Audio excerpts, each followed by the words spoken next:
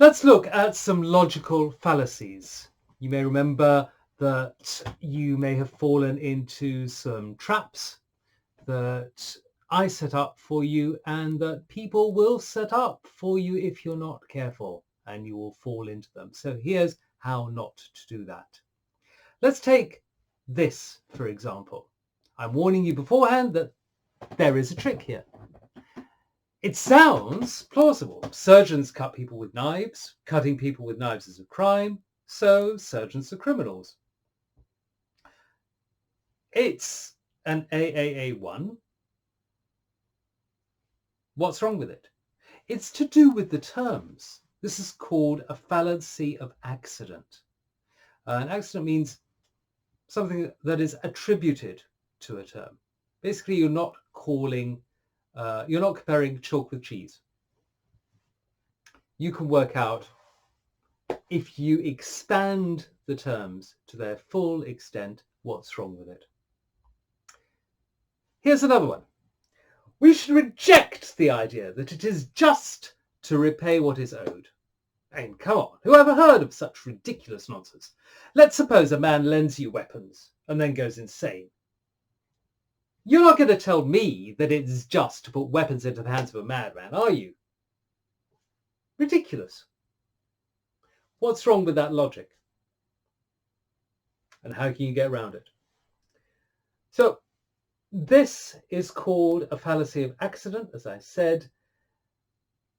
But with all fallacies, if you start showing off your knowledge and your ability to think quickly and correctly and soundly, it doesn't win you any favors, it doesn't win you any friends. So the best thing to do is to use humor to refute fallacies. And you could do worse than have in your armory a few choice phrases that you can come up with in response to some of these logical fallacies. Here's one that you could use in terms of the fallacy of accident. You could quote Richard Burton and his Anatomy of Melancholy. "No rule is so general," he said, "which admits not some exception. And no exception is so general you can make of it a rule." Here's another type of fallacy.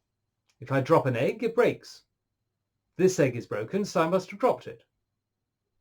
True or false? See if you can work it out. What about this? If I drop an egg, it breaks.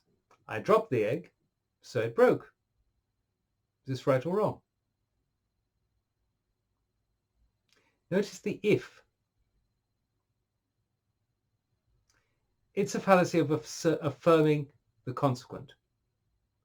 You start with an if, you get a result, you have the result, therefore the if must have happened. No, could have been anything. Somebody else might have dropped the egg. You may well have dropped it, but I can't see that it ever could have left your hands. Again, bit of humour doesn't hurt. What's the problem with this? The Duchess has a fine ship that has barnacles on her bottom. Well, obviously, it means the ship, not the Duchess. And these witticisms have to come up in the moment. She's a Duchess who requires especially careful handling. I met the ambassador riding his horse. He was snorting and steaming, so I gave him a lump of sugar. Would that all diplomats were so cheaply entertained. For sale, car by elderly lady with new body and spare tyre. Did the lady get a spray job while she was at it? MacArthur flies back to front. I hope he had good tailwind. And I won't be going into that, but I will point you towards some interesting stuff on the web that you can look at in terms of researching logical fallacies, and I'll give you some ones to explore and experiment with. Enjoy.